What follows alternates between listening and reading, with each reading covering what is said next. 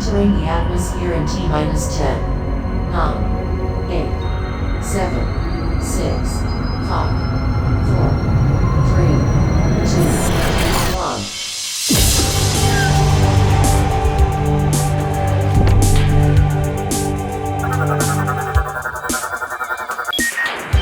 Hello everyone and welcome to the Omega Metroid podcast from OmegaMetroid.com. My name is Andy Spiteri, joined by Dakota Lasky, Doomino Crossing. We are less than a week away removed from the re-debut of Metroid Prime 4 Beyond. The internet is still buzzing, people are excited.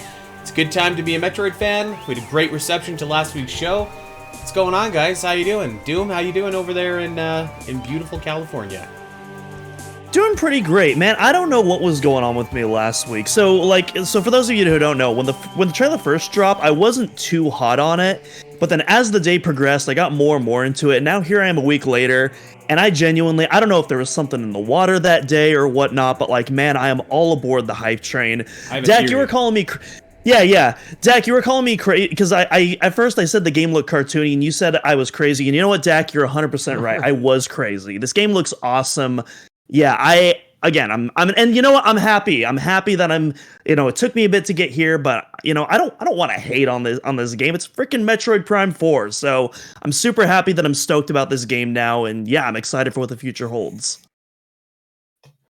Cool. I mean, I'm glad you're happy for the game. Yeah, man. I mean, obviously it was a shocking bit of news and you're like, "Oh, I don't know what to think," now that we've been speculating for so long and there's so much that we had to digest, but yeah, I mean, I'm glad you're hyped. I'm still excited. I'm still hyped for the game, and I'm glad that we are once again back to talk some more Metroid Prime 4. Living in a post Prime 4 reveal world is pretty good. It's crazy, isn't it? Like, it's funny to start to think that like we're gonna try and have to start to refer to this game now as like Beyond, like Metroid Prime 4 Beyond, similar to how we would just say Echoes or Corruption or what have you. So. I'm kind of with you, Dak. That's my theory for you, Doom, is that when you hype something up for so long in your mind and you finally see it, even if it's like the best thing in the world, it can still be a little bit disheartening because it's not what you pictured in your head. So I totally get it.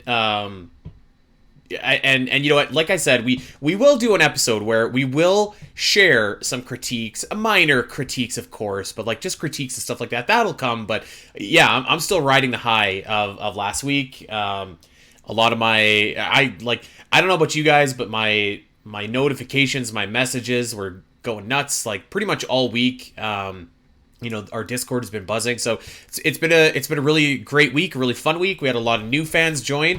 We had a great reception to our episode last week, one of our highest downloaded or fastest downloaded episodes ever. So that's awesome to see, and we're here to keep it rolling today. So what we got on tap, we slightly touched on this last week, but I think that we want to dive into it a little bit more in depth this week.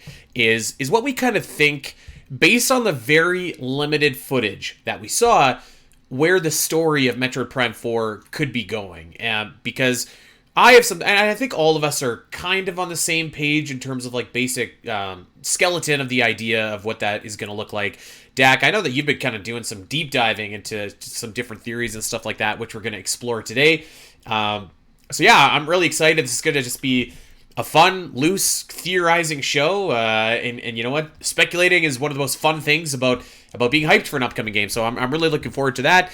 And you know what? I actually do want to shout out one thing, because now I forget who, but somebody tweeted at us, and they were listening to, they put a link to the Kit and Krista podcast, and Kit was saying like all the Metroid accounts and stuff that he follows were theorizing and stuff like that, and a little part of my heart was just like, maybe he listens to us over on the Omega Metroid podcast and is seeing some of the theories that we've been putting out there, because I think that based on what our collective, ideas have been, I think we're onto something here, and we'll get into that today. But yeah, excited to be back, excited to keep the good times rolling. Last week was awesome. This week is going to be just as awesome, so I'm ready. And I guess that we should start off and just get right into it. Now, I do have a question, because I did see, even in that Kit and Krista video, and among a lot of other fans like I was talking to, like for example, I did the Zelda cast after I was done Omega, and Allison was like, I have no idea who the guy that walks in through the end is, but he looks cool. I almost wonder if, for the uninitiated, we should maybe just like quickly again just recap who Sylux I feel like is, what Sylux is about. We said what he was about last time. I know, but you can sum him up in like a sentence. I mean, I think yeah. so. Like, Well, okay, Sylux. Let's do it. Okay, real quick. So, and also, I feel like we got to stress that like most of the stuff we know about him comes from like the booklet, like an interview with the character designer, like I want to say a Nintendo Power Guide, like most of, and then like you obviously have his appearance in the game and like a scan log, but like a lot of it's not actually in the game. So like I saw people like, oh, I'm gonna go play Metroid Prime Hunters to learn about Sylux. I'm like, you can just go read about him because you're not gonna get too much, I think, from the game. But from what we know, they are an individual who, as far as we know, hates the Federation, and by association, Samus and anyone associated with the Federation. So any Federation planet, individual, etc. For some reason, we don't know why. It's speculated that the Federation might have done something to them in the past. It's complete speculation. We don't know. They might be also using some stolen Federation tech. So their suit, the Delano 7 is apparently a stolen Federation ship. Again, not confirmed, but like that's what we apparently know. I'm pretty sure that actually was confirmed. That all his tech is like Federation. Yeah, I'm pretty sure those are all. Yeah. The suit, the shot coil, and the ship are all Federation. I feel like prototypes. That's the extent of, and they sound like a dinosaur. Like that's really all we know. Like they're a hater, right? Like that's literally all we know about Sylux at this point. They're from Cyclosis, I think, is the planet name. Yeah, another big thing too. Sylux stole a Metroid, hatchling, a Metroid, whatever have you. So that was the thing, is that I was going through like backstory. Yeah. In from what we know from the series, gets the call in Metroid Prime Hunters like the other hunters do from the other system, right? I forget the names off the top of my head. Alanos, right? Or what is it? What is the other system that they go? It's not Alanos. The Tetra Galaxy or something. Alanos, yeah, it's something like that. Anyway, so they go there. Sylux gets defeated like everyone else because Sylux wants the ultimate power to take down the Federation.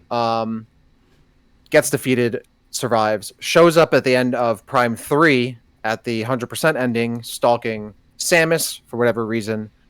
Shows up again at the end of Federation Force, presumably. We only really see their shoulder, but we can assume that it's Sylux. Yeah. And they seem to hatch, or a Metroid hatches in front of them, and it's assumed that they're likely going to steal it or do something with that Metroid. It kind of cuts away after the Metroid hatches, but they've infiltrated some kind of facility. The hatchling is there, and now here we are. Showing up, Sylux shows up in Metroid Prime 4, so that's literally all we know. Yeah, and that's all we really need to set the table for. But sorry, Doom, go ahead. I was just going to do a quick plug. Since we're talking about Sylux right now, by the time the episode comes out, my reaction compilation, my big ol' reaction compilation I'm making might be out. It might not, I don't know yet, so no promises. But one of the things I'm doing in there, if it is released, you can see it, is there's a Sylux counter for when we get to the Sylux scene. We're going to have a big old counter to see how many reactors actually know who our big boy is. So I haven't edited that part of the video yet, so I'm curious to see how many actually were able to call it out. You know what? I didn't record my reaction because I just honestly wasn't expecting Prime 4 at all. But as I said on the episode last week, Sylux appearing, I think, was the biggest pop for me. Like seeing Metroid Prime 4 when I saw, I was like, "Yep, that's Metroid Prime 4." Like that's what it looks like. Like that's what I expected. Sylux showing up, like, oh, okay, this tells me so much more about the direction of the game. So yeah, I thought it was really cool. I think what was awesome about just having Sylux like show up was, and I mentioned this, I feel like on the show last week and in the Discord and probably on Twitter, was it had like a double effect. The people who have been following the series and maybe were fans of Metroid Prime Hunters or have been playing the game for 20 years and whatnot, they immediately recognized Sylux and they were excited, right? And they're like, oh, Sylux is back, awesome. And the people who didn't know who Sylux was were immediately curious because he showed up like a badass and was like, oh, that character looks awesome. They look really cool. I want to know who this is. And the added like online word of mouth of people being excited for the character makes other people who even aren't initiated excited for the character as well. Yeah. Which is, again, why I thought revealing Kraid for Dread was not a bad idea back then, because people who know who know, they know, and the people who don't get their excitement kind of through osmosis. So I thought that was really exciting, and they didn't have to do that. So I love that people are like, oh, who's this character? They look really cool. What are they about? Like, I've seen people like, I'm gonna go play Metroid Prime Hunters. I'm gonna go look up what they've been up to, and I think that's really cool because Hunters is one of my favorite games of the series. So I love seeing people be excited about an element that comes from that part of the franchise. Yeah, very cool stuff. And let's not forget too. I think that there's at least a Sylux trophy in the last couple Smash games, a Sylux Spirit as well. So maybe some people might have recognized him from that, even if they didn't remember the character's name. But so now that we've established like who Sylux is, for anybody listening to this that didn't know previously, I think it's time that we just get right into it here. Let's talk about what some of our thoughts are. Very rough thoughts, of course, for the story here of Metroid Prime 4 Beyond. And maybe what I can do here is set the table, because I think that we all have maybe a similar baseline idea for what's going to happen here, and you can correct me if I'm wrong. But one thing it clearly seems, and I actually wasn't like really hoping for this, but whatever.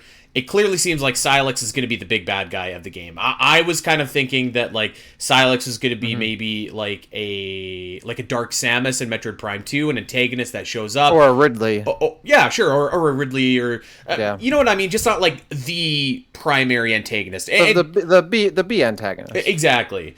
And to be fair, that could still be the case. It doesn't look like that based on the trailer that we saw, but I mean, we don't know. But so clearly, Sylux, at least at this point, seems to be poised to be the A antagonist.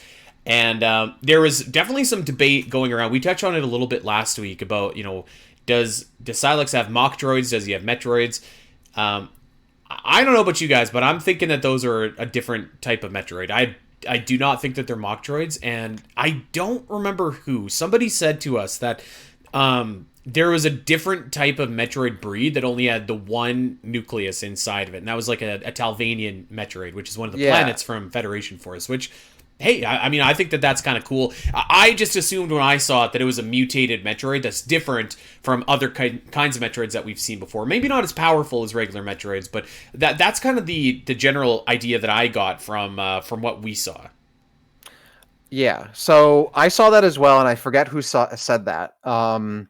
I was trying to look that up and like figure out like where does that come from? Like, obviously, yes, Talvania is a planet in Federation Force, and that's where I believe the facility is.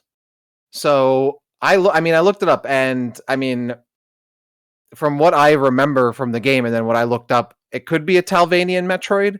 If you look at I'm not going to completely critique the 3DS gameplay, because it's the 3DS versus the Switch, and like there aren't the same amount of polygons on these models here. But the Metroid that I saw in Federation Force is not shaped the same even remotely as the Metroids we see or whatever it is in Prime 4. They do have the one nuclei though, or kind of ish, but the shape is not the same. So I don't know, it could be.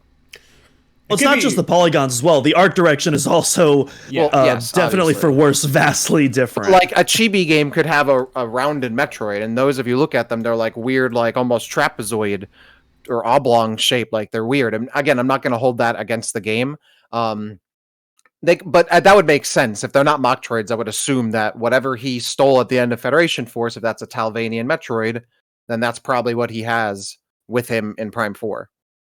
Yeah, a lot of people are latching on to Super Metroid in particular for a couple reasons, and I'm sure we'll get into that other reason next, because that's been a big point of discussion. But I'm definitely also in agreement. I don't necessarily buy that those are Mochtroids, even though that's kind of like the prevailing, like, within the Metroid fan community, that seems to be like the prevailing theory right now. I don't necessarily buy that, because at least as far as we know right now, the Metroid Prime series doesn't really tap into that kind of extraneous lore, at least as of right now, when it comes to like the 2D games. But that doesn't mean it couldn't. For sure. Yeah, exactly. Yeah, they absolutely could. But as of right now, there hasn't really been a precedent for that. So I'm more so just kind of waiting for new information before I'm like ready to dive into that. And I think that'll also get into the next point as well. But yeah. Yeah, I was going to say, I think it's more so that like Mochtroids are more familiar to Metroid and casual fans because they showed up in Super Metroid, whereas the Talvanian Metroid is like, unless you played Federation Force or whatever, like you'd have no idea what that is. So that's where I think it came from. Because obviously when I first saw them, I thought they were just straight up Metroids, and obviously you look closer and they're not. I thought it was interesting that, I mean, it would make sense from a storytelling perspective that it could go either way. He found a Talvanian Metroid and he bred those, and now he has a bunch. Or he found a real Metroid or whatever, and he failed at breeding them, and he has Mochtroids, which is essentially what the Space Pirates did in Super, which is why they were there in the first place. So, and that could maybe be like hinting at that kind of connectivity there. Like whatever Sylux is doing, maybe that's why he's working with the Space Pirates to try to breed those Metroids, and they don't know what they're doing, and they failed. He's like, well, these Mochtroids, they're good enough. Let's go. So I kind of like that there's the possibility of they're Mochtroids, and that's maybe why he teamed up the Space Pirates, or that's where they came from. Or yeah, they are Metroids, and he's using them. So it could probably go either way. But I think that Prime 4 could be and maybe is going to be used as a good opportunity to see more connectivity between the 2D mainline games and the Prime series, and maybe this could be, I would hope one so, of those. Yeah. Here's the thing why I'm kind of not on the Mochtroid train, and there's no basis to this at all. Like it's just a feeling, but like I kind of don't think that like you're gonna make this big deal where you show this amazingly badass looking shot of Sylux coming in with clearly what the average fan is gonna see as Metroids. Because like if you ask 99 out of 100 people that watch this trailer, those are Metroids. I just don't see them being like, oh no, actually they're Mochtroids, which are really weak and like not as good as Metroids. You know what I mean? Like I kind of feel like they're clearly not regular Metroids, but there's probably going to be something different, maybe something artificial. Like I think they're going to be similar to, in theory or practice, to Mochtroids, where like they're engineered, they're made in a lab, whatever have you. But I would have a hard time seeing Nintendo coming out and be like, these are the same Mochtroids that you fought in Super Metroid. Maybe they will, like they still could. Well, I don't think that's what they're saying with that. I don't think that they're saying those are the exact same Mochtroids. Well, not even like the exact same, but like they're Mochtroids at all. Like they're failed Metroids. I could see them coming out, and maybe this is a very minute difference, but like I could see them be like, these are engineered Metroids, they are artificial Metroids, but something about the Mochtroid connotation to me just implies like weak, fragile, yes, not exactly. threatening. Yeah. Exactly. Yeah, but that's what I think makes it interesting, because they could have just made them Metroids. If they are just Metroids, why not just make them look like regular Metroids, I think the fact that they made them look different implies there's a story reason for that. And to me, the first thing that my head goes to is, this guy's trying to breed Metroids, he failed, this is what he got. But Mochtroids are weaker, but they're still something, they're still numbers. And if you got them, you might as well use them. That's what I got from it. Because otherwise, why wouldn't you just make them regular Metroids? You're only going to really notice that they're Mochtroids or not regular Metroids unless you're tapped in. Mm-hmm. And if they're not trying to go for that, why even bother? So to me, I saw that actually made me more excited, because seeing that they were potentially Mochtroids to me tells me that there's a bit more on tap in terms of like handling the story. Like they're really handling some cool details here, because they might because they're not just regular Metroids. Yeah. One other thing I thought was really interesting was, just the fact that Sylux seemed to be controlling the Metroids, or at the very least that they were chilling with him. They were like, they were like his detail team. You know what I mean? That's what I'm interested in. Yeah. And that's something we don't really see that until Metroid 2, where the hatchling, it attaches to Samus. We haven't really seen that in any other context, and so I thought that was really interesting, just on that basis. Maybe that's I think another thing. Maybe that's why I thought they were Mochtroids, is because a regular Metroid wouldn't be easily controlled, but a Mochtroid, or something like that, could probably be controlled pretty easily. And maybe we want to jump into this. Yeah, let's just go. That particular shot, the Sylux is also working with the Space Pirates there. So I mean, what's going? What do we think? Is what's the allegiance there? I want to throw it to y'all first before I go into what I think. So Andy, what do you think? Sylux and Space Pirates together. Where do you think that's coming from? Okay, so I've got a little smirk on my face because I know that you guys aren't going to like this answer, but I can't let it go. I think it'd be cool. We all assume, reasonably so, that this is going to take place after Metroid Prime 3 and Federation Force. I really think, man, this would be so cool if this took place after Super Metroid. Before Metroid Fusion, but after Super Metroid. So at that point, the Space Pirates are pretty much they're scattered all over the place. They've been defeated, bled into the ground. and Sylux maybe comes up, and this guy's taking control of them, uniting them, getting whatever little pockets of them are left, and uniting them for one last push, one last assault. And the reason that he can do this, the reason that he can command their authority, or their allegiance rather, is because he has a Metroid, and there's no more Metroids left in the galaxy. There's none. As far as we know, the last Metroid died on planet Zebes with Mother Brain. So the fact that he has Metroids, Mochtroids, whatever we're going to call them, the fact that he has those, I think could command a lot of allegiance to these space pirates. And maybe, on the surface, from what we know about Sylux, his goals really aren't that dissimilar from the space pirates. Like, space pirates have a big beef with the Galactic Federation. Sylux does too. Space pirates wanted to harness the power of Metroids. Everything we've seen from Sylux seems to indicate that that's what he's going for as well. So it's kind of like the enemy of my enemy is my friend kind of an idea. And I think that could be cool. And even if this game didn't take place after Super Metroid, I think you could still tell that similar story after Metroid Prime 3, because the space pirates got pretty beat up after the events of corruption. Say, you could do the exact same thing right after the events of 3 and Federation Force, and I think that's what I was gathering from it, is that the pirates just took a beating over 4 games, right? Like, as far as we know, the pirates that we haven't been fighting are rebuilding on Zebes, right? So they're doing that. Mm-hmm. But the remainder of them, from what we know, are kind of beaten back and are, pretty bloodied up still. It's a tattered force.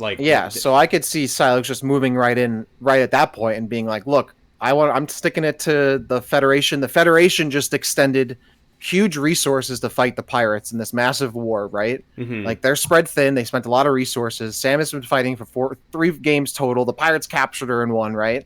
So he probably could see this as an opportunity to strike, timing wise. And then the pirates are this resource that he can pull from, because unless they're on Zebes, he could probably easily show up and shock them into, subservience, right? And just, that's how I took it. I'm like, Sylux probably just showed up and just started knocking heads and like, y'all work for me now, or I'm gonna kill you. And that's very possible. Like, but here's why I would argue that I think it's just a bit more impactful if it takes place after Super Metroid.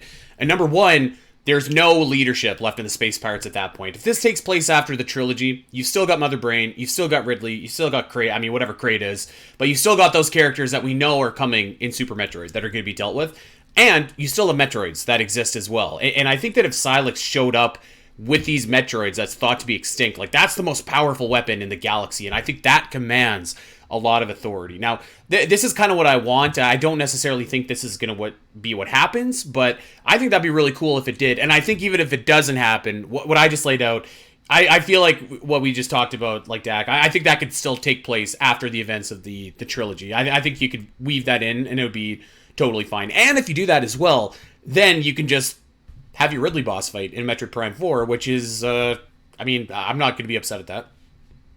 Yeah, it's actually funny because you say that you don't think it's going to happen. There are a lot of people online, however, that seem convinced at this point that that it is going to take place after Super Metroid. No, okay, there we go. I'm not alone. Again, much like the Mochtroids, for reasons that I personally do not buy, but yeah, I think this might be a good opportunity to talk about 20x9. So basically, in the intro of the trailer, it says that it takes place in 20x9 before we see the gameplay, and people are pointing out, Super Metroid takes place supposedly in 20x7, like 70 years from now.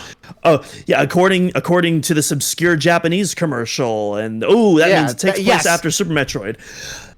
Here's the thing, though. I don't take any of the 20x dates seriously because they're so wildly inconsistent. Samus Returns supposedly takes place in 20x5, but then Federation Force also takes place in 20x6, even though that is confirmed to be canonically before then. And so, honestly, I think it would be really interesting to have a Metroid Prime game finally break out of that gap. Maybe not necessarily for this game. I think it feels better to have it between Federation Force and Metroid 2. But at some point, I would like to see the Prime series explore other eras. Because, the universe is so vast, and that includes, time as well. And I want to see, what, a first-person Prime Metroid game would look, maybe after Dread, for example. I think that would be really cool. I agree. And so I would like to see that eventually. However, aside from that date, which again, I don't take seriously for the reasons I just mentioned, I don't really see any evidence for that, and I'm just going to wait for the official word from Nintendo when it comes to the placement of the timeline. Until then, I'm just going to assume it's between Federation Force and Metroid 2. You know what? I would take the year thing a lot more seriously, and I think it would have way more credibility if all these years appeared in all the games. And Yes. the fact that you're getting this from Super from like some Japanese promo material to me does not count, or like that barely counts and is very contestable. So I think like at this point, I think the actual chronological order of the Metroid games is clear. The actual dates is very much in the air because Nintendo is not good at keeping track of that stuff, and multiple different developers have worked on the game and haven't kept that continuity, and that's fine. But I think the actual progression of events continuity is there. I don't care what the cosmic year is. And anyway, and if we're meant to believe that, like, you know, this game might have some time travel or time shifting shenanigans, that might even be a misleading, that year, right? Like maybe that's meant to represent another time in the game it's chronologically itself. So I don't know. I still think it very clearly takes place after Prime 3 and Federation Force, and presumably before 2 and Super. You can clearly see that the ship Samus is flying is right from Prime 3. The ships that the Space Pirates are flying are right after Prime 3. They're Prime 3 ships. The pirates look like a mix of Prime 1 and Prime 3 Space Pirates. Samus's suit is like her 2 and Prime 3 suits. So, like, all of that is pointing to that taking place at that point. And the I hear what ship you're is saying. the biggest giveaway. Yeah, I think the ship is the biggest giveaway. Otherwise, it wouldn't really make sense otherwise. And I hear what you're saying, Andy, and I think there would probably be some shock value. I don't think it would be good storytelling value, but shock value if Sylux showed up in the future with Metroids. I think it would be not great, but I could see the value in it. And I agree that Metroid Prime hopefully could be like, I would love to see Metroid 7 or 8 be a Metroid Prime game in that, in that sense. But I also really like that we're still sticking to this kind of time period. You can still do a lot of stories. I would love to see even another full trilogy in this time period. I think they could totally do that. And considering this game is involving Sylux and a lot of Prime trilogy elements, I would like it to kind of be time-wise in that area. It just doesn't really make any sense for me for this to take place after Super or Dread. It would feel very much for shock value and randomness rather than actually telling a good story. So I don't think so.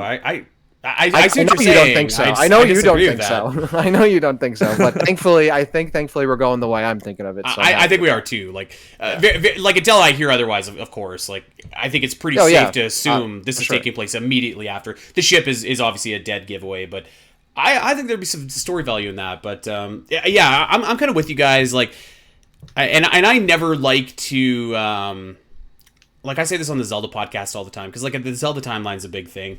For me, like, timeline it's kind of like whatever, and I never like to rain on things that people like to theorize and speculate about. For me, it's just kind of like, it doesn't really matter, like, the exact year it takes place. I do like that Metroid is a little bit more consistent with, like, its direct sequels taking place one after the other.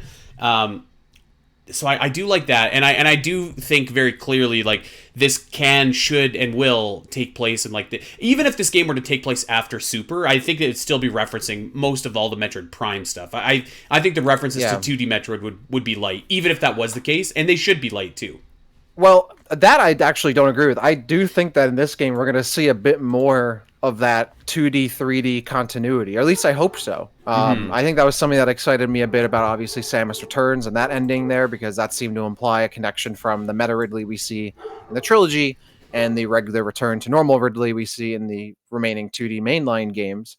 And there's actually something I just tweeted out literally as we were going live with the show that also kind of pointed to me as a little bit of, I think this is a bit of a reach of 2D continuity, but there's a ship that I saw in the trailer that looks very much like the classic 2D space pirate vessels that we see in those games, as opposed to the ships that we saw in the previous Prime games that the space pirates are flying. And I was like, oh, that was kind of interesting. Okay. That's, again, something you don't need to do, but the fact that they're doing that kind of hints to me that there might be some more continuity there. Mm-hmm. Yeah, and I'm all for like having more continuity. I guess my point is like if you were only playing Metroid Prime, I don't think that you have to necessarily be up to date on like most of the big events in 2D Agreed. Metroid for this. Yeah, and nor should you be. Agreed. And I even think for this game, you probably won't even have to have played the previous Prime games. I think this one you're going to be onboarded very quickly. Like, here's what happened. Here's what's happening. Boom, you're getting thrown right in. And I think that's actually why Sylux was such a great pick, because Sylux doesn't have all this stuff you need to know from the previous games. You're pretty much, unless like aside from some other details, you're in as much the know as a veteran Metroid fan is going into this game, because we pretty much don't know a lot of stuff. So I think that's a really good ad, and I like that he's going to be the main big bad guy, because I think that just makes them feel like such a bigger deal, and obviously leaves room for Ridley to show up, and I really hope that he does, because it would make sense. He's still alive, and we didn't see him in Dread, which I thought was really disappointing. Not even a Robo Ridley, not even a not Ridley, so I would love to see, like, maybe we even get the start of Proteus Ridley here, and we see Proteus Ridley in fuller 3D and HD 3D perhaps, and that'd be cool in this. I'd be shocked if we didn't see Ridley. I feel like Retro Studios, they absolutely, because we haven't gotten, an HD Ridley fight yet. I'm sure the new Retro Studios absolutely would love to do something like that. So I would be stunned if he wasn't in this game. Mm-hmm. Yeah, I think agree. it's going to happen. I don't know if I'd be stunned if it didn't happen, because I do think that there's maybe like some value in kind of like fresh, brand new everything. But I really hope it happens too, because it's been a long time since Ridley. I mean, really, it's been since Corruption, and that is 15 plus years ago. So I hope that it happens. Returns. You're right. Actually, that's true. Yeah. But still, that was a while ago. Sorry, like a 3D fight, I guess is what I was saying, which is a long time. So I hope that Ridley shows up. I do hope that we don't run into a Ravenbeak situation. We talked about this a little bit last week, but like where you have this really compelling, for all intents and purposes, new character, because that's what Sylux is more or less going to be. I hope he lives to see another day after the events of Metroid Prime 4. I really hope so. And maybe if he doesn't, at least set us up with like a really cool villain. But one thing about Sylux that I am really excited for is I think we're finally going to get a different type of villain. And because like Metroid has had a bunch of those monster type villains, like those forces of nature, like the Ridley, like Dark Samus, whatever. Very cool villains, but like not necessarily a villain that they're creatures, they're monsters, yeah. Yeah, like Ravenbeak was close, but even he was kind of like, I'm hungry for power, whatever. Like, I think Sylux, we're going to learn a lot about this guy and what he's all about, and I think it's about time that we had a villain like that. Really quickly, actually, not to take us in a detour here, but one thing that I do think we should touch on, because I did see a lot of people discussing this in our Discord, was the inclusion or potential lack thereof or whatever of Phazon. And I'm going to give you guys my thoughts here, and you tell me what you think.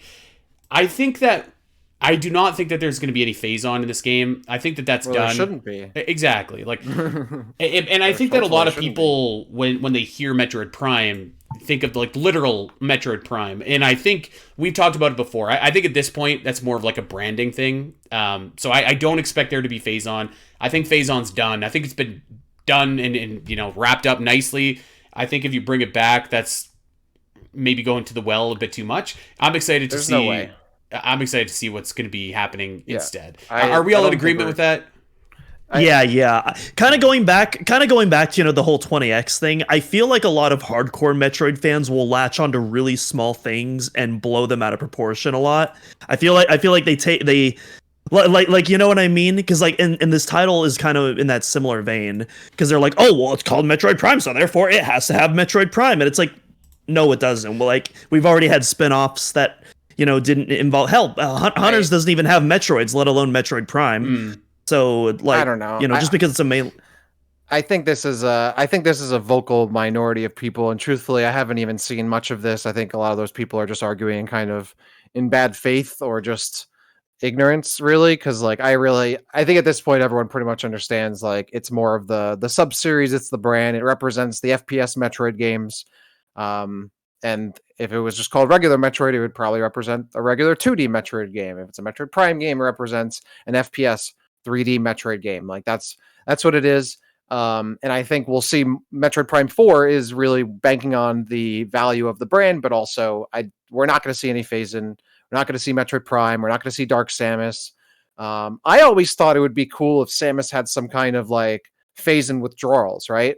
And she had maybe flashes or something like that, like kind of toy with her mentally of the phase in, corruption that she had and Dark Samus and all that. And that could be a cool storytelling device and maybe a little bit of a gameplay device as well. But I don't think like the actual Dark Samus, the actual Metroid Prime, any actual phase in will be here, and that's for the best because as far as we know, Phasen's inert, so it shouldn't show up. And also, yeah, we don't want to go back to that. Well, there's really no reason to. Metroid Prime, it's an FPS Metroid. That's what we need to know, which is obviously what already Hunters and Federation Force did anyway. So, yeah, I agree. Okay, well, let's kind of move on. We've talked general like what we think the Metroids are, what we think Sylux is going to be. Let's talk about the subtitle. Let's talk about Beyond, and let's talk about that little gimmick that the space pirates are seemingly transporting. And what I'm presuming, this is what I think, and I think we're on the same page. We talked about it a bit last week. I'm presuming what we saw is the intro to the game. I'm presuming that the space pirates and Sylux are launching an assault on this whatever facility and stealing what looks like some kind of device that. My theory is that it's like some kind of wormhole device or some kind of something. That's the prevalent theory. If you zoom in a little bit, so you're watching the trailer, there's that part of the trailer where the pirates are setting the charge on the room and they break an entry as Samus is doing her morph ball shenanigans, and the Federation are towing off some kind of device or object. The prevailing theory is that it's potentially some kind of time travel device. It looks like a black hole and the event horizon of a black hole, which also looks like the logo of the game and kind of ties into the Beyond title of the game as well. So that's the prevailing theory. I also saw some people point out it kind of looks like Sylux's lockjaw as well. So could potentially have something to do with that. I didn't think it looked as much as that, but it kind of does, It looks more like that than other things. But if this game doesn't have time travel or something, we're all going to be pretty bummed because I feel like everyone is so kind of set on that now. But it does look like some kind of device that they're going after that might be, related to a black hole or wormhole or something. And then there's also the Kensuke Tanabe interview that we talked about last week at all that a bunch of people started bringing up where he specifically talked about like, hey, kind of in the similar vein of Echoes where, we had alternate dimensions. I'm interested in doing like maybe something like that, but with a time mechanic. That's the whole thing. That's where that whole thing comes from, is now everyone's thinking, and I definitely think this, is that there is some kind of time shenanigans.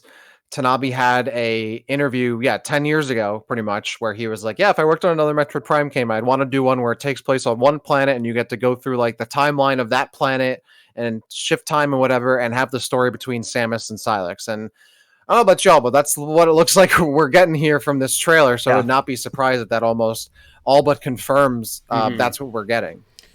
Like I actually think I am. It maybe the difference is minute here, but like I would personally be more excited for like a dual kind of world return than like time travel necessarily, just on like the basis of like those two gimmicks. Obviously, it depends on how they're implemented, but either way, like I do think that's pretty exciting. I saw somebody mention what could be really cool is, I don't know if you guys have played this or remember this, but back in 2011 when Skyward Sword came out, there was a time shift stone, and it like in real time kind of changed the setting from past to present, and it was a really, really cool mechanic. And that was almost 15 years ago. So like to see maybe a new mechanic like that in this game, I think would be like really, really spectacular. And whether that was an alternate version of whatever planet we're on, whether it's going to the past, I think that could be really, really, really exciting, and just like something that is going to lead to like a lot of really cool gameplay mechanics.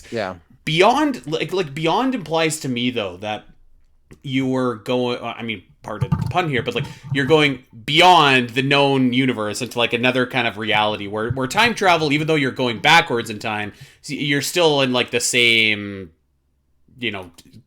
universe, I guess, so to speak. So I kind of am erring on the side of we're going somewhere else. We're going into a different planet, a different dimension, a different galaxy. I don't know. But the ending, like the ending of the game, that planet certainly does not seem to be where this assault takes place. Or if it is, maybe we just had a really bad day when that assault is taking place at the beginning of the game. But maybe, like, could that be And I guess there's an argument to be made too. Like, could that just be like a prehistoric planet?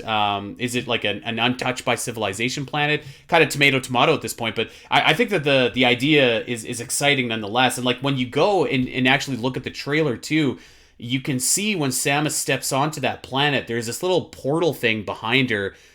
Certainly seems like some kind of like portal wormhole device to me. I think you're on with that. I mean, I keep thinking of Star Trek Beyond, the movie, which, if I remember correctly, was also alternate universe type stuff. I think it could be show up in that. Yeah, well, wasn't that the plot where like alternate Spock was in that, right? And they found him because his planet didn't get exploded, like in that timeline. Okay. So I think it is time travel stuff, but I actually don't think you're far off with the multiple dimension type of thing, because what I got was potentially there could be, you're on this planet in the present, the past, and the future potentially. And maybe you could, the portals take you in between, just like, the light and dark world in Metroid Prime 2, you go between the past, present, and future world in this game. But it could also be potentially like this planet in this universe and in this dimension and that dimension, which I was more hooked on the time travel aspect. But I mean, that could absolutely happen as well. And also implies the beyond thing. And my prevailing theory was, which a lot of people don't seem to agree with me, but I thought that this planet that she walked out on was Talon 4 from Metroid Prime in the past, before the Leviathan ever hit, before the Phazon was ever introduced. I always thought it'd be really cool to go back to Talon to see what the planet was like before or maybe after Phazon had been gone. And I don't know, it just didn't seem like a coincidence, or like it seemed like a crazy coincidence that they were going to show off for the first big planet aside from that intro for a Metroid Prime game to be something very similar to Talon 4 and Talon Overworld and all that. But it might not be the same one. But now that you say that, Andy, I wonder if maybe it's not Talon 4 in the past before the Leviathan hit. Maybe it's Talon 4 from another dimension where it never hits at all, where Phazon's never introduced, where the pirates maybe don't ever exist or something like that. That is also, I think, really interesting and something I didn't necessarily consider. Well, and here's the one, I think it'd be cool to visit Talon 4 again as well. The only thing I think that you might get a little bit tripped up on if that were to be the case is like, if in my mind anyways, if you're going to Talon 4 and you're going into the past before the Leviathan hits, clearly one of your goals is going to be somehow to prevent that Leviathan from ever happening, which means that we're back dealing with Phazon, we're back dealing with potentially, I guess not Dark Samus, because that really is born on Talon 4, but certainly Leviathans and certainly Phazon and whatever. So you wouldn't necessarily have to, like, that's not a requirement, but to me, that kind of seems like where that story would logically be going. And so I'm ready to move on from that, but I do think it would be interesting to see like alternate versions of Talon 4, or even like some of the other planets that we visited too, because like that's not really a far cry from Aether either, like the two different dimensions that they got going on. Like what if there's more planets that like the one version is a paradise and the other version is this dark, terrible world? And why is it a dark, terrible world? Maybe we learn a little bit more about like, what caused Dark Aether? What caused this version of this planet to be so disgusting and deadly? I think and I actually am on board with that, or like I think it's just as valid. The only thing that makes me think more time is that interview of Tanabe like literally talking about it in the past. And also to me, like, as much as I think that alternate universe stuff is cool, it's still very much like Prime 2, which has already been done. So I think maybe it's sticking to time also kind of leads to more gameplay hooks potentially, where you could mess with time. I mentioned in Discord an idea that I had that I remember Doom thought was pretty cool. Whereas like maybe you had a visor. Well, I also thought an old beam would be funny. You shoot something that gets really old or whatever. But like maybe there's a visor that allows you to see things in different time periods. So like maybe a platform is in one area in the past, it's here in the present, it's in a third area in the future, and you have to swap between visors like an X-ray visor almost to look at, and hop from the platform in one position to the other to get across somewhere, or interact with enemies that only exist in the future and don't exist in the past. Like maybe you destroy something in the past and then you could quickly swap to the future and see like the effects that it's had, or an enemy's gone or now it's there, whatever it is. That's what really spoke to me gameplay wise and excited me, because I feel like, I feel like they didn't show us visors for a particular reason, because I'm thinking maybe Samus can see. And I think even someone pointed out on Twitter that when Samus steps through that portal in the trailer, her like visor's purple and her suit is glowing purple-ish, which to me hints that she's using some kind of upgrade or a visor or something to have traveled through that portal, and maybe even scan or look at her surroundings in that time period. So that I think is all really potentially interesting. Doom, what do you think?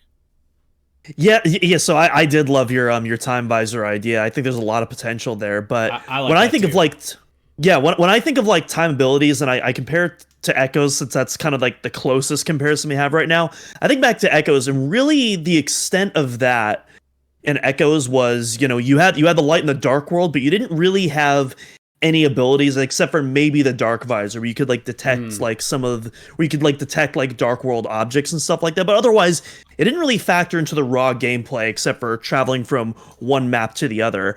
I think it would be really cool to have more time-based abilities that you actually use in your arsenal, kind of like our last inspired by Metroid game that we covered, Prince of Persia: The Lost Crown, an absolute goat, where a lot of those time mechanics do factor into your abilities and do allow you to do crazy stuff that you couldn't do without that. And I think having not necessarily those exact same abilities, but more real-time abilities that directly affect your gameplay, whether that be through puzzles, whether that be through combat, I think that would be really compelling personally. I think that sounds sweet. I'll up the ante too. I think that it would be really cool. And again, I'm going to go back to Skyward Sword. Do you guys know what I'm talking about, by the way, when I say those time shift stones? Like, I haven't played it yet. Oh, okay. Well, okay. So they're really cool. Like, they're a stone that you carry around. It's an awesome game. You should play it. It's not. It's an awesome game. You carry around these stones, and it has like a radius around it, and that radius will activate the past. And the past is lush. The present is a desert. It's very cool. What if Samus had like an arsenal, like a weapon or something like that? You could fire something akin to that. That turns like a radius from the past. And this could work if it was going like into the past. Splatoon, you're painting the area present or future, I mean, like, that's not a complete incorrect way to look at it. Yeah. Like, that could be cool. And that would work if we're talking alternate dimensions, if we're talking past, present. Like, I think that would be kind of cool too, and a cool way to interact with your environment that's different than any of the way that you've done before. And maybe that could be something that they're looking at doing. Maybe it's a beam, maybe it's a missile, maybe it's a completely new upgrade. But it could be all those things. It could be all those. I really like the idea of like interacting with them too with a visor. I think that would be really cool. I think that's how we'll see that. Yeah, like, the dark visor. You're right, Doom. It was kind of like, it was a good idea, but they didn't quite nail how to implement it. The only thing you really ever used it for is to find the keys, and like that's probably the most like longest part of that game to be charitable, finding all those keys. So I don't know if people necessarily loved it. So I'd like to see that get another crack and another chance, because I think it's a really cool idea. Yeah, no, I agree. I think that there's definitely like I think probably maybe more to play with the time stuff. And I think it would be like, I even think of like just environmentally, it could be cool. Like there could be some places that are maybe stuck in time or separated in time. Like if anyone played the beginning of the Destiny 2 Witch Queen campaign, there's like a beginning part where you're on Mars and you're running through past Mars and present Mars at the same time, and like past Mars is like lush and beautiful, and present's all sand and red and whatnot. And you're like literally running through both parts at the same time, and like it swaps. I think like visually that could be really cool as well. So yeah, I think that's what we'll see, a lot of that stuff. I think that's what it's pointing to. I still think you could go back to Talon 4 and have even the Leviathan and not do anything with Phase. And I could see an escape sequence where maybe like the Leviathan's about to hit the planet and Samus has to get back to the wormhole and go back to the present. Like she can't change the past, and maybe she tries to. Yeah. Yeah, that could something work. like that. It doesn't have to be Talon. I just thought it wasn't a coincidence that we saw a very Talon-looking planet in this trailer. But maybe that was just me. I'm like wonder if the planet we start on is like Talon in the future after the pirates came and raised it again, or raised it the first time, or something like that. I don't know. It does look like there's It's literally Talon. Well, I was just gonna say I don't think it's literally Talon 4. I just think it is very obvious to me that they are trying to evoke a similar feeling as that Talon 4 landing sequence, though. Yep, exactly. The planet 100%. That we see too, right when that 2025 logo comes up. I actually didn't notice this when I watched it the first couple times. There's a pretty big bridge there, so that implies that like somebody is there anyways. Somebody's doing something. Yeah, there's a big tree, a huge tree, like a little avatar tree. I'm hoping we can get to the top of, and I'm sure there's going to be some Luminoth type up there or something like that, waiting for us to tell us what's going on. Yeah. Yeah. I think that's all really really exciting. My mic keeps dropping, but You, yeah, no, you need I'm some super glue on that thing. I don't, this setup is so old. I think I got this mic and mixer in 2017 or 2018 when I first started commentating Overwatch at home. Like, that was the last time we fought Ridley. it was old. 2017. Yeah, Yeah. literally. Yeah. Yeah, so I think we're kind of all on the same page. The prevailing thought is that there's certainly going to be some kind of time travel, alternate universe, something like that.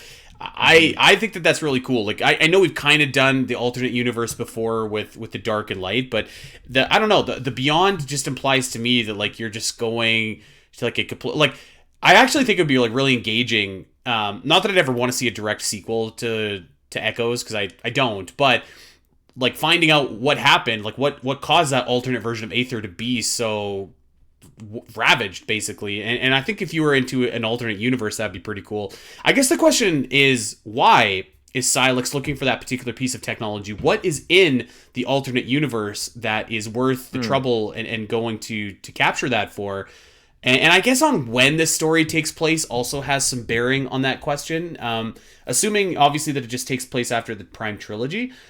I don't know. Like it makes sense. Like there must be some kind of weapon, some kind of something that they can use. I mean, I don't know what it we is. know that Sylux likes ultimate powers, so it could very well just be Sylux heard about the Federation's working on something strong, and Sylux wants it, and the space pirates maybe also want it, so they're like, "Hey, let's collab on this. Let's go and get it." So it could very well just be that. Yeah, it seems pretty cut and dry to me. It's like, Sylux hates Samus and the Federation. Sylux finds out that they're working on a time manipulation device. That seems like a pretty big leg up, if you ask me, if you're trying to take someone down. I'd be interested to figure out how they find out about this, because that's something I feel like you'd want to keep under wraps. Yes. So I had a story theory I would love to share that I posted in the Discord, then I shared on Twitter, and I think it kind of summarizes what we've talked about here. But because at this point, I think it's either Sylux knows about the device and deliberately shows up to get it, or is there for Metroids and finds out about the device and is like, actually, that looks nice. I'm going to take that instead. So that's what I got. It could be either one. And I think that's kind of just a coin flip at this point. But I'll take option one. That makes more sense to me. This was my theory. So Federation Force, Sylux captures the Metroids, or that Metroid, whatever, between Federation Force and Prime 4, tries to breed some Metroids and fails, creates Mochtroids, right? Sylux is like, all right, well, at this point, I've already broken into a Federation facility like at least 2 or 3 times now. I can do it again, right? I'm just going to go and get real Metroids. Like, I only stole one. I'm just going to steal more. Like, screw breeding them. I'm just going to take them myself. He uses the Mochtroids he does have and his own power to round up some space pirates to help him out. And they go in, and he's like, hey, help me get some Metroids. They probably even want to get them already. So they work together. They show up, right? That's the trailer. Sylux shows up with the Mochtroids and the space pirates. Samus shows up. While there, Sylux discovers the time travel device. So he wasn't planning on that. He didn't know about it, but finds out that the real reason the facility is there, not just for breeding Metroids, but to also develop this device covertly. So he's there. He's like, whoa, this is great. I should just take this. Sylux takes it and escapes into the past. Samus chases Sylux through time, and that's when we find out that Samus has arrived on Talon 4 in the past. She was on Talon 4 the whole time, and we didn't even know that. And now she has to kind of chase Sylux through time, who now has this device, as he goes back and forth on this planet to evade Samus and do whatever. Or it's just another planet, and it's not Talon 4. But that's what I think is going to happen. I think Sylux stumbled upon this device, uses it to escape, and that's where Samus ends up in that end of the trailer. She's chasing Sylux through that portal and ends up on this planet. And truthfully, I think it's past Talon 4. But that's what I think. I think Sylux stumbles upon it and sees the better option, takes it. Samus chases him down and tries to take this device back before, obviously, he tries to ruin everything with it. Okay. Doom, do you have any thoughts before I give mine? No, you go first. I don't love that. I don't love it for a couple of reasons. Number one, I'd like to think that like Sylux is a person that has a plan, and one, I think that the plan is they've built their own Metroid army, or at least like they got their Mochtroids, Metroids, whatever have you, something that they're going to crash this facility. I don't think it's by chance that they just find this device, whatever it is. Like clearly the space pirates were going after that, and the whoever. I don't think that's clear. I don't think that's clear. How do you know that they just thought there were Metroids there? We've seen them go hard for Metroids before. Well, I guess I just don't like that. Like we've seen, we've done the Metroid breeding program. In the trailer, you see the space pirates like chasing after that Gizmo, and the Galactic Federation is trying to get it. Sure, yeah. But I kind of like to think that like Sylux is gonna know that is there and like have a plan. I guess the other reason that I don't love that is because like once Sylux gets it, like what's his plan? Like what's he gonna do? Because it kind of seems like he's just running away from Samus, who potentially he should just be like, I didn't develop the rest of the story yet. Well, I know. I'm saying like I would like to think that Sylux kind of goes in with like a master plan. Like, okay, I know that this time travel wormhole gimmick is going to be at this location. We're going to storm the facility. We're going to use these Metroids that I've created, and we're going to capture this thing. And then we're going to use it for whatever my plan happens to be. And that's why I was kind of like, what is their goal to go beyond or to go into the past or whatever, right? Like, and maybe it is to go into the past. I'm not, we kind of touch on if it's on Talon 4, if it's not on Talon 4. I think it might not even be the past. It could be the future. Yeah, that too, right? Like just whatever they're looking for. I feel like they have a specific need, and that they know that they need to steal this wormhole thing to acquire that need. Is what I'm thinking. That could be cool. I'm not against that. I will say that at least in my idea, my thing is that his plan is to steal Metroids. He's not just showing up. Like that's his plan, and just plans change, and plans always change. Mm-hmm.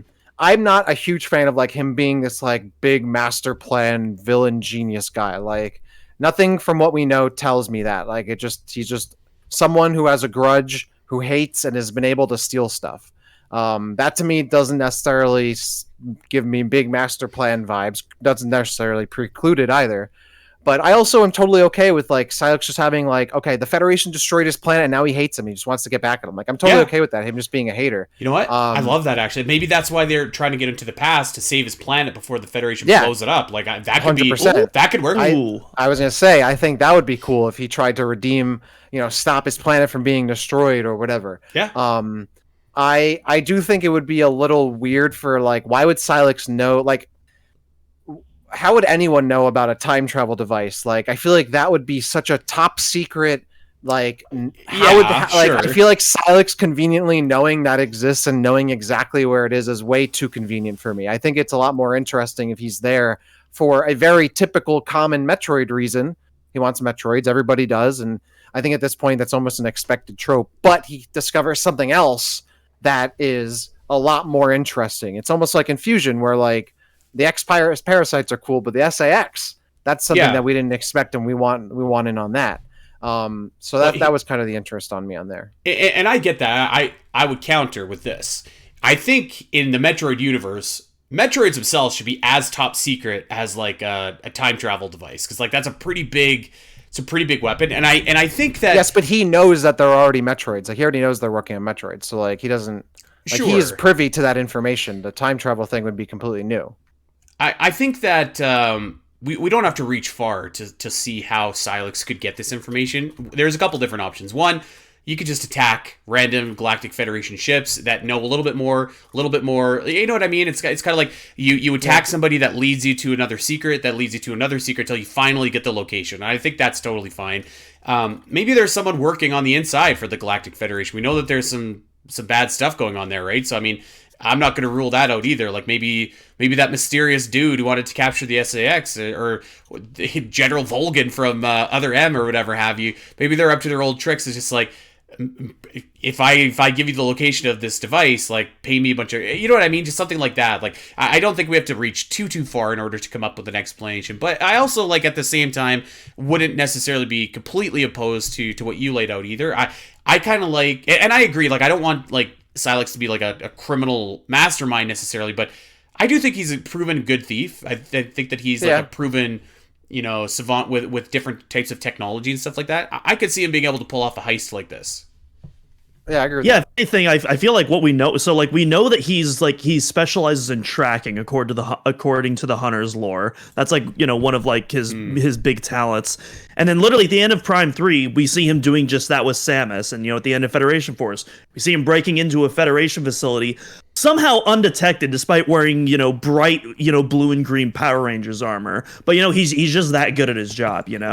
And so I feel like we have seen that kind of more tactical espionage side of Sylux. So I could definitely see him being able to, gather intel on a place and, maybe not necessarily being like a grand, mastermind 5D chess player or anything, but like someone who, he knows how to make a plan. He's a tactician and, he doesn't just barge in blindly. He has a plan going in. That being said, though, I do love the idea of like, Samus or Sylux trying to like save his home planet using the time device. I I think agree that's a with really that. cool idea. That's And then maybe like that causes like a butterfly effect that causes some massive catastrophic event, and it's kind of like Sylux grappling. Like, do you save your home planet or do you save the universe? He can't do that, so Samus has to come and make the decision for him, and that's kind of where that brawl comes I hope he chooses his planet, and Samus is like, oh no, yeah, obviously, actually, like that's what I'm going for. Yeah. Okay, yeah, I really hope that like we don't get, and I know you've alluded to this,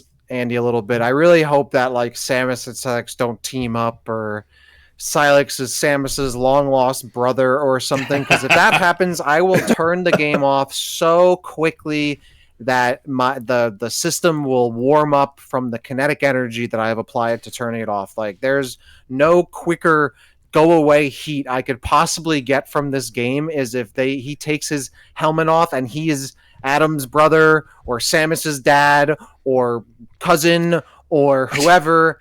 Let's be very clear on one thing though. That I agree with you. That would be hokey. The worst thing. But Samus and Sylux teaming up is not necessarily. I don't want that. I think that'd be fine. I don't think they've earned it. Like if you're gonna but they don't have to do it in this game. But like maybe they could. Okay. Maybe they could get there. Like some of the events of this game happened. Like and they don't have to be friends, but maybe something. Maybe in happens. Prime 5 or 6 they have to work together. Sure. Yeah. Chief Arbiter style. Yeah. I'm okay with that. But in this game, they better be mortal enemies and be fighting to the death, as far as I'm concerned. And truthfully, I would be okay with Sylux being killed in this. I would be okay with that. I know you would rather keep him around. I mean, it depends on how it goes down. I think how it's going to happen is we're going to get a very much a Prime Trilogy scenario where Metroid Prime is the first villain, but it sets up Dark Samus, who is the rest of the trilogy's villain. I think Sylux will be the Prime 4 villain, but we're going to see the beginning of the full next trilogy villain appear in some way, shape, or form in this game and start to take a bigger form in 5 and 6, and then I expect Ridley to show up and be a nuisance. So, and that's fine. Like if Sylux dies and it's done well, that's fine. Of course, my personal preference, like put him down. Like we waited all this time for this dude. Like let's see him in Prime. Bring him back for Metroid Prime 5. Come on. I think I'd rather see the other hunters show up if he ends up getting, kicking the can here. I don't think we're going to see them in this game. I think we're just going to see Sylux, as much as I'm sure some people want to see all of them come back immediately, which I get it. I don't even think all of them need to come back, to be very honest. I think only really 3 of them do. But I don't really have any interest in a lot of them, to be. I think Weevil and Trace should come back. The other ones I'm okay with not coming back, but I think Trace and the Kraken are a huge bad guy opportunity, and I think Weevil just has a lot of great character potential being a space pirate. Weevil would be cool, actually, and maybe that's the connection between Sylux and the space pirates. Who knows? But that would be cool. I think Weevil in 3D would be so sick. I don't want to jump the gun because I'm like, I just got Sylux. I'm like, oh, I need more. But like, I'd love to see all those other hunters show up, and because they do have. I mean, I think like Candon and Spire and Noxus, like they don't really need to come back as much as I think they're very interesting and cool. Like I think Weevil makes a lot of sense because of his ties to the space pirates, and I think Trace and the Kraken make a lot of sense because the Kraken Empire is a really big, formidable threat, potentially as an antagonist. On the other hand, I would love for the Metro universe to open up a lot more. And if it means bringing these characters back, I think I'm totally cool with that. And I like that they have no connection to anything else that's going on. Like, I want more stuff that isn't like in the same corner of the universe every time. Like, that's why I don't want Sylux to be a Chozo or Samus's neighbor, because I'm like, this universe is so big, everyone can't know each other. It's not possible, and it's way lamer when they do. So I hope it's just new stuff. Give me some new stuff, and then throw Ridley in there for good measure. Sylux is Samus's brother. Man, I oh, would. man. That would be. Don't even joke that would about be that. pretty. That would be pretty rough. That would be so. That would be worse, I think, than Ravenbeak. No, I don't know if it would be worse than Ravenbeak being Samus's father, but it would be up there. It would be pretty bad. I think that would be significantly worse. worse. Significantly. Because at least Ravenbeak was just a donor. He's not literally Samus's father. That's whatever. Yeah. It's more so how the game kind of played into it. I wasn't a fan of, but that's whatever.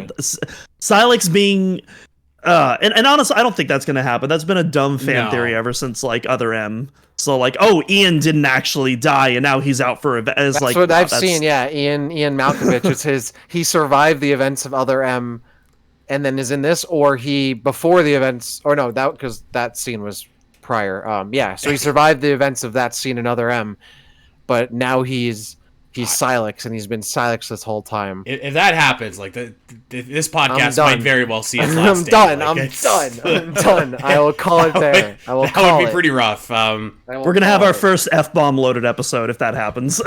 Well, I remember you weren't here in the early days, actually, when Dak was in fine form. There was a lot of F-bombs then. Well, that was the thing. That this podcast, I feel like the beginning of the podcast was just a way for me to get out all of my Other M stuff, and then once we got out of that, we could actually talk about other things. So I don't want to go back to that. Yeah. let's not bring Please, any no. Malkovich back. No Malkoviches.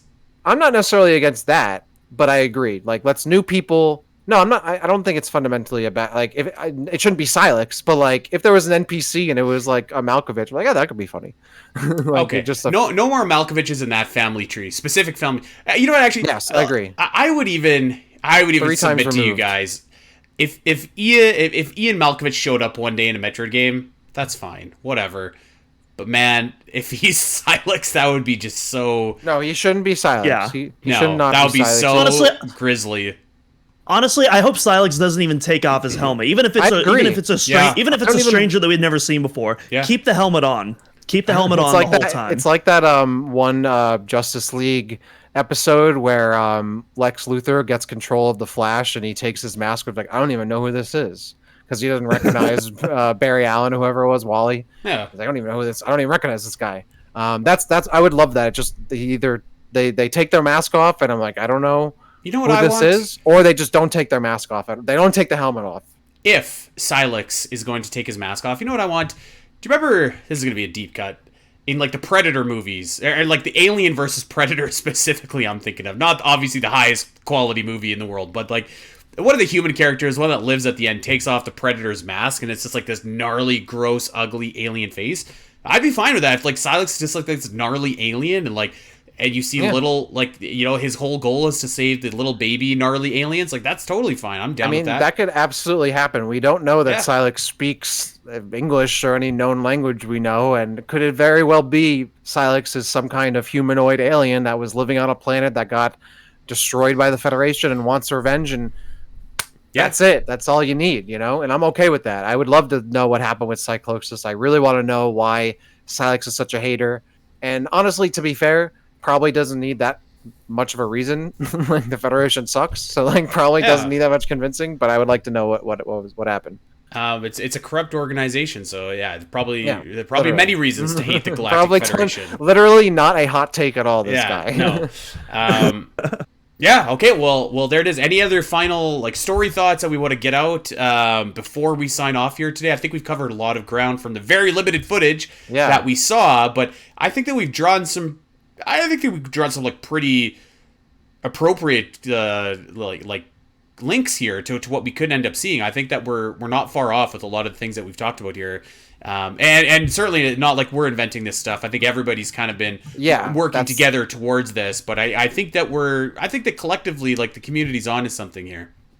I agree. I think it'll be very funny if there are no time travel or alternate dimension stuff, and it just completely doesn't happen. Yeah. But I think after seeing that Tanabe interview again, and like the logo, and there's just too many pieces like kind of fitting the puzzle. I didn't have anything else to add. I love that we got some new story stuff to talk about. I love that this trailer left a lot of questions and didn't like. It wasn't kind of just flat. It was just like, oh, I want to know what that device is. I want to know what Sylux is up to. Where does this take place in the timeline? How did this happen? All of that is very exciting to me, and I know, and maybe it's just me. I mean, I think Doom, and I know partly Andy, you relate to this, but like for me, like I don't love Metroid just for the gameplay. I love it for the world. I love the story. That's why it's one of my favorite, if not my favorite, Nintendo series because there is continuity. When I first got into Metroid, I played Prime and Fusion for the first time, and what I loved about Fusion was that it very clearly took from an events. I hadn't played Super yet, so like it clearly was taking from Super. I was like, whoa, like that's another game I'm gonna have to play to see how this, So like I just love that continuity. I love the direct sequels and prequels to stuff. I love that this is the one series, maybe if there were other series, but like this is the one series that Nintendo tries to take the timeline seriously. So I love that is maintained. Like all the other games don't. Like there's just this one. So I love that the story matters in Metroid, and it's one of the reasons why I love it. So I'm happy that we're getting these really cool story details because they could have just showed us Metroid Prime gameplay, and it's a Metroid Prime game. They didn't have to show us any of that Federation stuff, pirate stuff. They didn't have to show us the Sylux stuff. So that to me was really exciting. And one other thing that I didn't mention that I should have mentioned, the other reason why I think that Sylux has Mochtroids is because Mochtroids appear in 2 Metroid games. They don't appear in 1 Metroid game. Can you tell me what the other Metroid game is, other than Super Metroid? Metroid Prime Hunter's First Hunt. Thank you. Metroid Prime Hunter's First Hunt, yeah. Yes, and that is the game, that is the demo for the game Sylux shows up in. So I think it's probably a coincidence, but I don't know. Like, I think there is a little bit of a tiny little bit of a connection there, even though Sylux doesn't appear in First Hunt, but he appears in Hunters, which that's the demo for. So I don't know. There could be some kind of connectivity there. Maybe that's just the very beginning of the Space Pirates screwing up in a long list of screw-ups with the Metroids there. Well, not the very beginning, but one of the earlier parts. That's a good call-out, though. I totally forgot about that. You're right. Doom, I would have never got that without you. So that's why I think they might be Mochtroids as well. Yeah, there you go. Doom, any final thoughts? Yeah, I think the best video game stories are the ones where the story is influencing, or where the gameplay is influencing the story. Definitely not the other way around, but when the gameplay influences the story, those are generally my favorite video game stories. And even though we really haven't seen that in this demo, I have a feeling that is very much what that we are going to be seeing that the next time we see Beyond in action, which I'm very excited about because I think there's literally unlimited possibilities of what that could look like. And it seems like regardless how much it deviates, at the core of it, we are still getting a Metroid Prime game. And so I'm very satisfied. Yeah. I can't wait. I love me some Metroid Prime.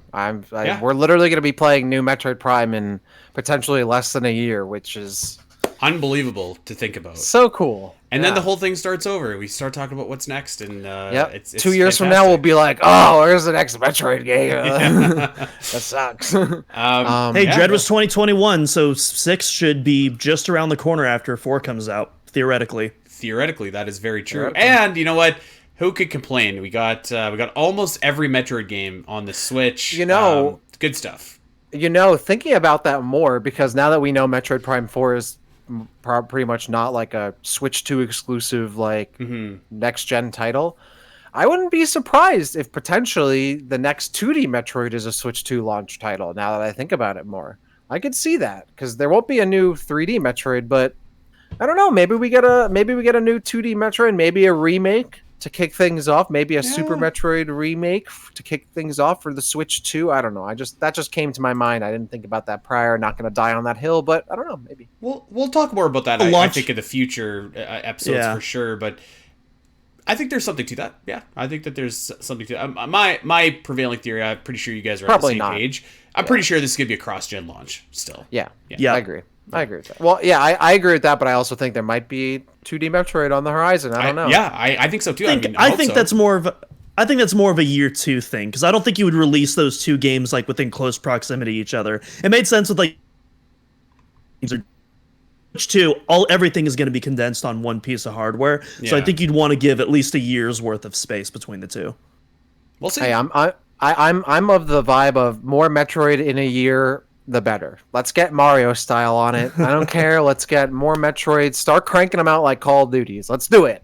I mean, like, I'm not for opposed. a long time, there was yearly Zelda games. There still is yearly Mario games. Like, I mean, there used to be yearly Metroid games at one point. pretty close. For a brief time. And I know the argument, and the correct argument is always going to be quality over quantity, but there is an argument to be said, like, let's get some quantity out too to keep on boosting and there's momentum. a balance to be struck. Yeah, a balance definitely. to be struck. There's a harmony, much like gameplay and story, like we just talked about. So, yeah, hopefully and you're right. I don't think the next 2D Metroid is like super far away. I don't think it's very far away. Actually, I think it's a lot Yeah. closer than we think. But I mean, I mean, just go back to.